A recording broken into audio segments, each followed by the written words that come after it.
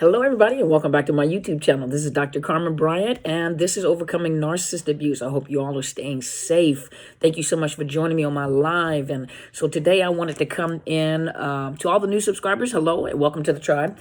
Today I wanted to come in, and I don't have a title yet, but what if your GPS system is broken? What if your compass is broken? And some of you are asking, why do I keep magnetizing these narcissists? Maybe that'd be the title.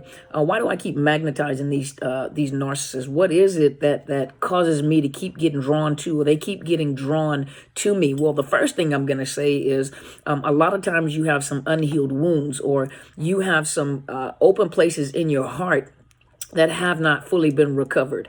And so anytime a wound has not fully recovered, a lot of times it draws flies, or it draws infection, or, you have to care for that wound. It's called wound care. So it means you have to focus special attention on that wound until that wound is healed. You have to take the advice of your doctor, elevate the leg, make sure you do this, don't go out and do this, make sure you take these antibiotics. Some of you stop the antibiotics because you're starting to feel better, but it causes the antibiotics or the penicillin to be resistant to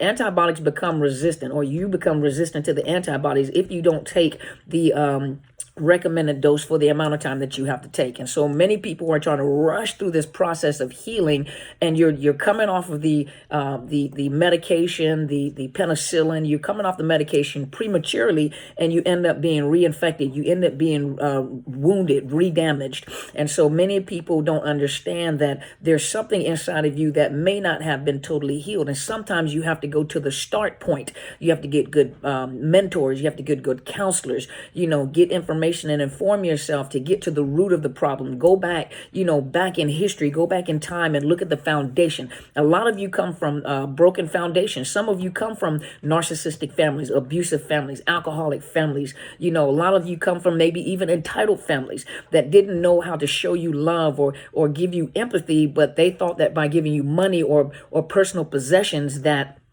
was love. That's how some narcissists are actually developed. That's how some narcissistic personalities are developed. And then some of you did not develop narcissistic personality disorder, but you never felt love. You never felt wanted. You never felt affirmed or confirmed, And so a lot of you were damaged and wounded from childhood. And I always look at it from a military standpoint. So I'm going to do military today, okay? I look at it from a military standpoint. In life, when a baby is born, they're given a compass, or in the military, they call it an azimuth. An azimuth, when you open it up, it has like this thin line in between there where you line up your sights. You line up your sights, and then you look down at the compass, and then you lay the part down that have that little line in it, and then you hold it out, and you follow that compass to get to one point to another.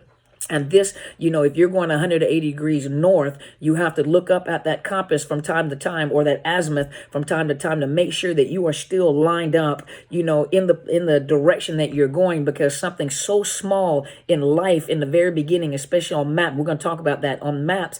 If you don't, look up from time to time, every 10 paces, every 15, 20 paces, what happens is on the map, that little bit that you're doing causes a big wedge in life, and you'll end up totally somewhere else, but you're still looking at 180 degrees. But now you're not going 180 degrees where you originally started off at, because 9 times out of 10, coming up in a family that has damaged you or wounded you, has been dysfunctional, you have got an uncalibrated or a broken compass where the true north is not pointing true north anymore.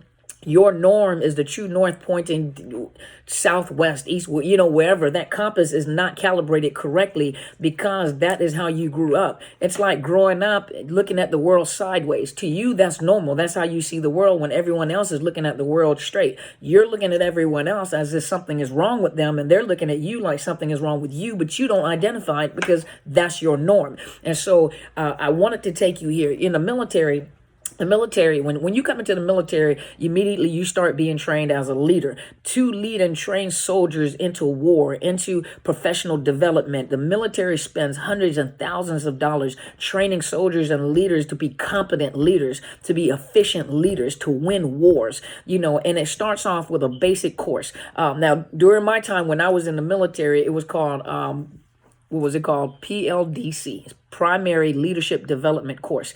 Then I think later on it turned into Warriors Leadership Course. Then it turned into basic. I think now I want to say it's Basic Leadership Course. But that is when young soldiers are being promoted or going into the path of a leader.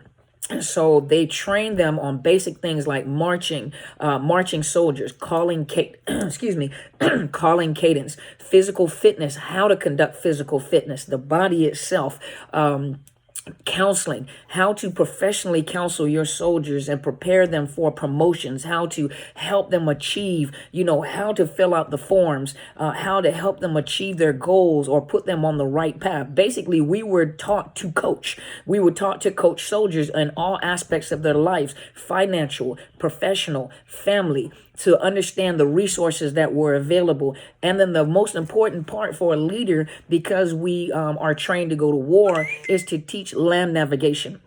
In land navigation, you have to take a map and you have to learn the terrain features. You have to learn the legend. It's called a legend, which is the information on that map. What buildings look like, what mountains look like, what valleys look like, what waters and greenery or forest or foliage, looks like, how to take the point of where you're trying to go. You take a grid coordinate, which are numbers, that is a location on the map that you need to go. So the first thing you have to do is you have to locate yourself. Listen to what I'm saying, because it's going to help somebody. You have to locate yourself. So on the map, the first thing you have to do is find the coordinates. Where are you trying to go? What is your goal? What direction are you going and where are you going? And you take these numbers and find them on the map.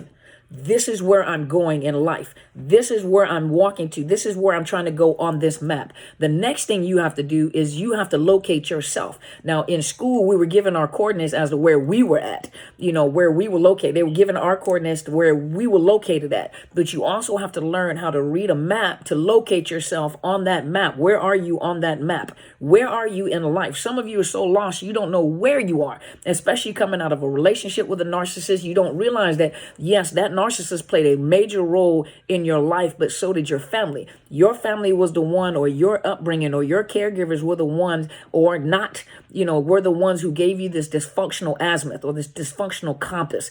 And so you have to locate yourself on this map, and then you have to locate where you're going. So then you have to sit down and you have to draw a line with a, I think it's protractor, and you have to draw a line from where you are to where you're trying to go, and then you have to determine the distance that it is from one point to another. You determine the distance, then you have to determine. I don't think we did the time. I don't think we wrote the time, but we wrote the distance from one point to another. Now, you cannot walk a map off of those numbers that you were given, so they had to teach you how to recalculate and turn those numbers around to walking numbers, because you can't walk the numbers on the map because you're on a flat surface.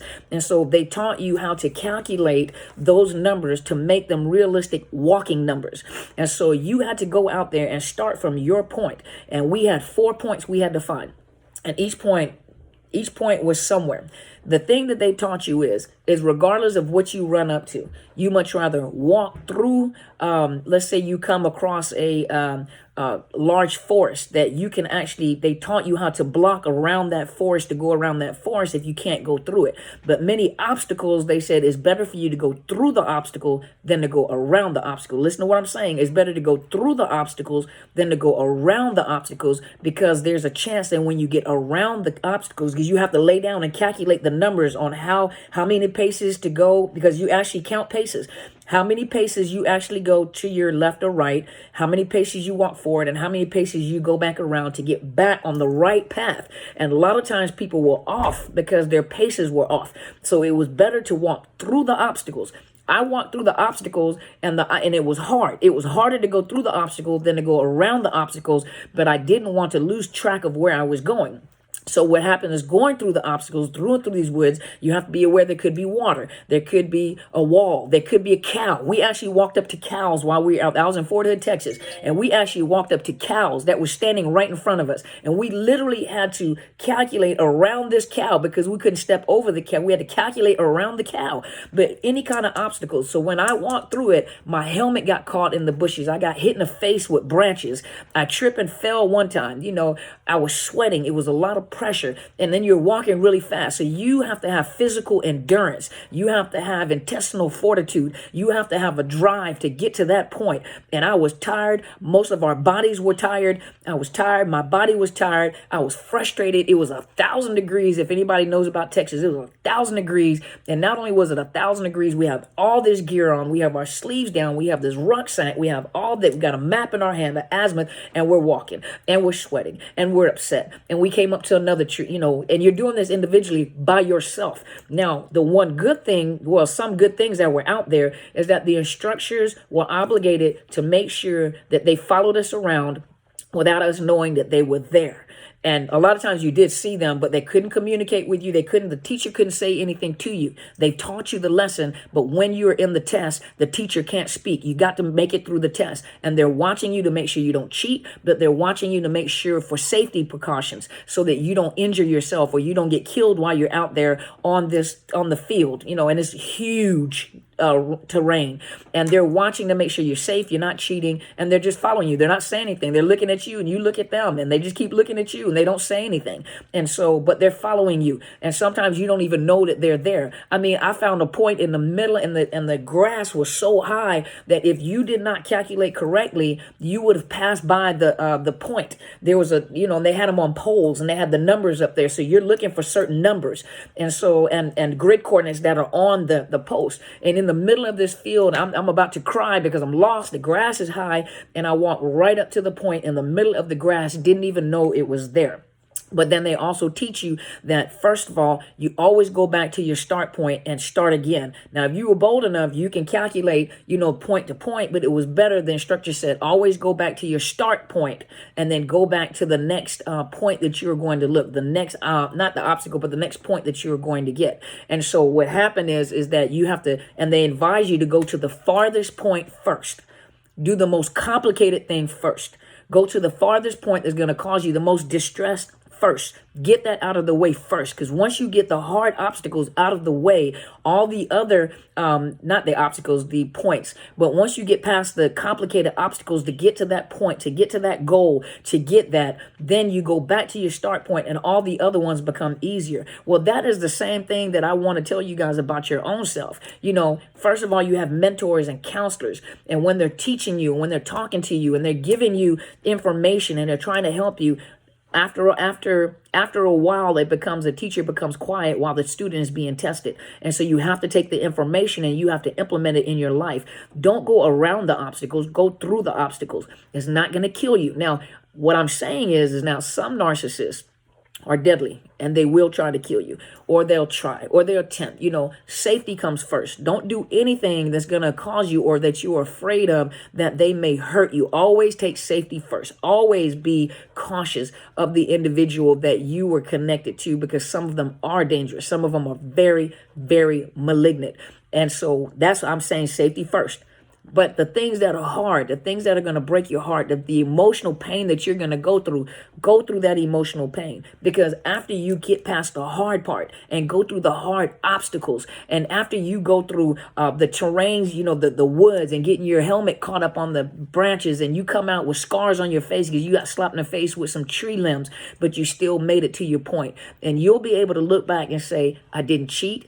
No one helped me, and that's one thing that I was proud of, especially as a female and an African-American female in the military. One thing I can say is that no one gave me anything. I worked very hard for it. I went and found my own points. I remember them checking to see if people had been cheating. And I remember the instructor calling me in and they call you in individually and they let you know how many points you got, 3 out of 4, 4 out of 4, whatever. And I remember the first time that we did it on a practice range, and I failed because it was too much water there. It was too complicated. The terrain was too complicated. And so I was afraid that second time when we went out, we were actually going to be tested, and I focused. And the thing about it is you have to focus. You have to put out all the other sounds and all the other voices, knowing that your mentors, the counselors, the people that you have are probably watching you, and they're encouraging you as you're walking through these obstacles. And I had to stay focused. I had to use my physical endurance. Why physical fitness is so important. My mental endurance. It was hot out there. I had to go beyond where my mind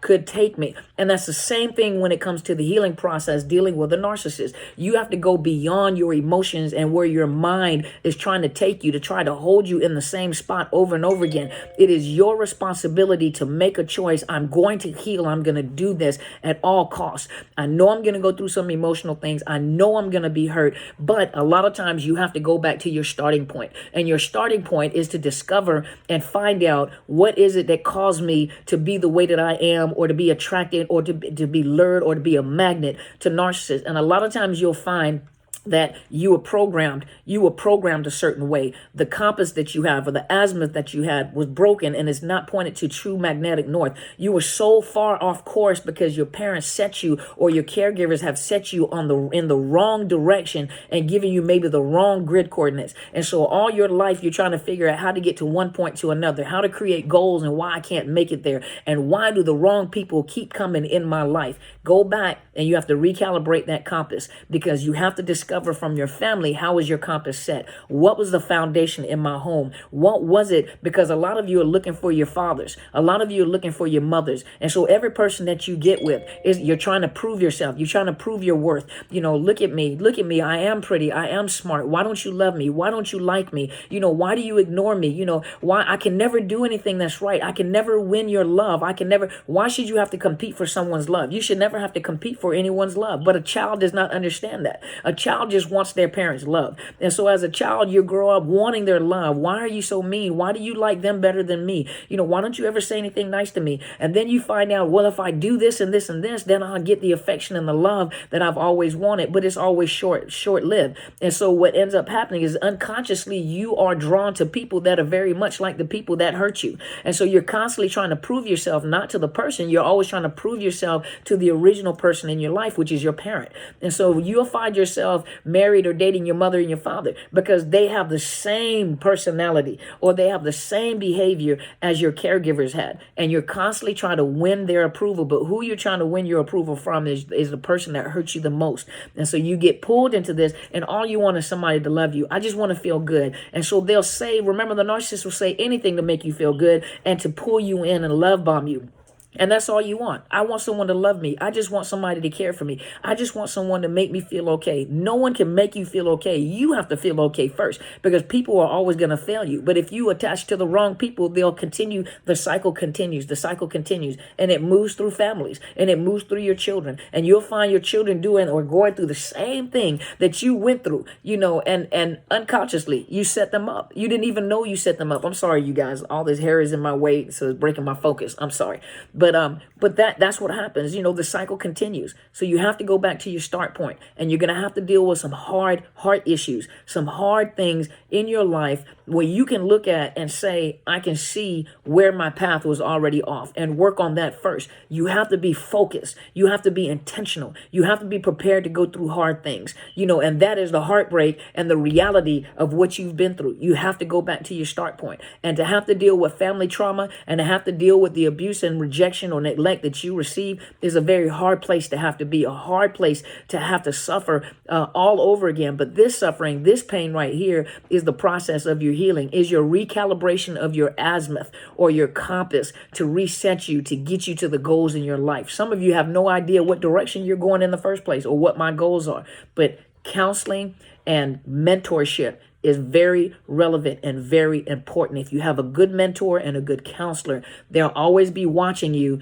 to see what direction you're going and to help you make it to the point where you're trying to go. And so this is the end of the broadcast, I have a client that I have to go connect with. I thank you so much for joining me. Make sure you subscribe to the channel. It's Dr. Carmen Bryant, Overcoming Narcissist Abuse. And make sure you go and register for or subscribe to my mentor's YouTube channel. It is Helen Sadler, Helen Sadler Destiny Helper. I also have 2 Facebook pages. One is my professional one, Psychological Health, Consultants and Services. But I want everybody to go over to Overcoming Narcissist Abuse. That's my book Facebook page, and I can post more on there, or I usually post more on there. So go and make sure you thumbs up, like the page, but follow me. I also have a podcast. It's on Podbean. I haven't been updating it lately because I've been busy, but it's Podbean, iHeartRadio, Spotify, what else? iTunes, Google Play, and it is Overcoming Narcissist Abuse. It's the title, Overcoming Narcissist Abuse, and you'll see my picture as you always do. Make sure you purchase my book. My book is Unmasking the Illusion of Perfection. You can find it on Barnes & Noble or on Amazon. You guys go and purchase the book. Some of you said, yes, I provide you with Christian encouragement, but the book is about personal experiences of people that have been through narcissist abuse, what it looked like. So you get to see it in full action, without, some people, they hear the videos, but they don't know what it looks like. Now you'll see what it looks like. And these are real stories about real people. And so you guys have to excuse me. My cat is by my feet. And so make sure, also for those of you that are looking for counseling, you can look underneath my link, and it is betterhelp.com/Dr. Carmen. At a nominal fee, you will connect with counselors. You hit it, you get a 10%, I think it's 10% discount by clicking on the sponsored link that I have. And then I set it up where you're looking for people that understand narcissist abuse. But what you're looking for is you're looking for people that understand trauma, post-traumatic stress, emotional abuse, domestic violence. That's the verbiage that you need to use. That is what you're looking for, to understand these sadistic games that they play with your mind and your heart and your children, and how much damage that they do. And so make sure it's a nominal fee. If you are having financial issues, they do offer grants. So make sure you go check that out. And I'll thank you guys once again, and I'll talk to you later. You guys go and be great.